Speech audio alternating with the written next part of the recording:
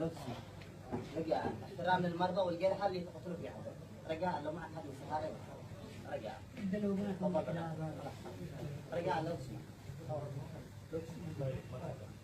ايوه انت على عيني وراسنا ومتدارين قدمنا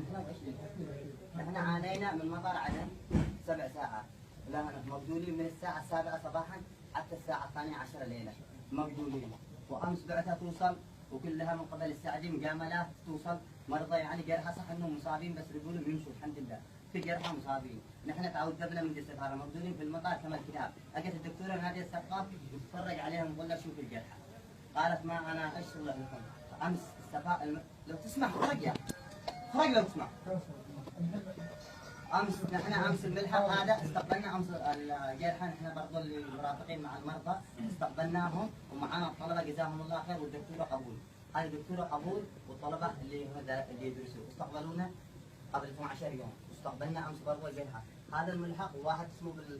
بالسفاره يقول له الجريح ادفع 60 دينار بدخله ويجي عندنا يساوم هذا العيسي العيسائي هذا تكفل فينا وموجود هنا من يوم ما وصلنا تكفل فينا ويقول له جيب 4000 دينار بخرج لك المرضى يعني بدون ما معاهم وثائق ولا معاهم اي شيء. ان شاء الله الان هذه طرحنا كانت حاله حرب ان شاء معروف الله. خلينا نحن ما نتكلم عن اللي موجود في عدن، نحن عدن تصلح باذن الله، نحن نتكلم كجرحى موصول بالمطار من الساعه 6 صباحا. ان شاء الله الامور كويسه. كل الامور كانت صعبه نخلصها. جيت ازوركم اوكي انت على عيننا وراسنا بس وجهه نظر نحن هذين الطلبه هم المسؤولين علينا، ما نشتي حد مكلف ما نشتي حد مكلف. انا ما طلبت بس الغصه ما فيها التباس فيها لف ودوران امانه بالسفاره اللي ضحوا بانفاسهم من عنا واستلمونا هناك كجهاد لهم والدكتوره قبول والدكتوره عمار هذين اللي ماسكين، اما غيرهم ما حد مسكنا ولا حد كلف. احنا يعني والله موقفنا احنا ما بنتكلم مطلع نشتري مصاري ونشتري جيات امشي هذا يشفى اول ما يشوف اطلع المطار برجع الجبهه. احنا هذا واجبنا، احنا هذا اللي قدمناه للوطن، يعني اقل نقول قدمناه دكتور هذا وانت قدرت معلش انا اسمع لي كلمه اوصل لك كلمه. عليه السلام عليكم ورحمه الله دكتور اول حاجه بس ما فيها انه ليس انها سفاره مثلنا ما نبغى شيء، احنا ما نبغى كان مطوعين، احنا مطوعين الله ما نبغى اي شيء، نبغى اهم شيء ان الشباب اهم شيء الجرحى وهم مستوى المسؤوليه، هذه المسؤوليه. فالمطار من الساعه 8 في الليل مش نقول على وش على الساعه 8 في الليل الساعه 8 7 مساء 12 ساعه ونحن جالسين برا في واحد خرج من دون من ذا سفر وجه خرج نحن مسكناه هو طلقه في الراس فاقد الداقره كان هذا المطار مسكناه قلنا على جنب القصه اللي فيها انا قلت لهم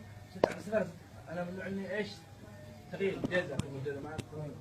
السفاره قلت ابغى عن حاجه هل السفاره مثلنا قالوا لازم 6000 دولار قلت لها سجل لي ورقه عند السفاره وكلها لم تستطيع 6000 دولار ترفعها انا بتحملها الان بخرج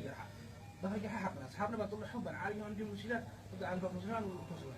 فالقصه فيها في لعب بالسفاره نفسها اللي معنا في الاردن مش معاويه قلوبي خطير قوات نحن لو ما احترمنا نحن نحترم الشهداء اللي ضحوا من اجل وطن من اجل عرضنا من اجل شرفنا من اجل الدين لما قدمنا لهم بحاجه بسيطه ما علينا مش عارف. اولا انا مقدر كل جهودكم ان شاء الله عليك جزاكم الله خير زيارتكم هذه هي هذا اقل واجب وان شاء الله في الايام القليله القادمه ان شاء الله في تغير ان شاء الله توصلكم. انا شنو متطوع من جده جيت جاء مصطفى سالم من جده جيت واليوم كان سفري اليوم السبت اخرت اسبوع من شهر واحد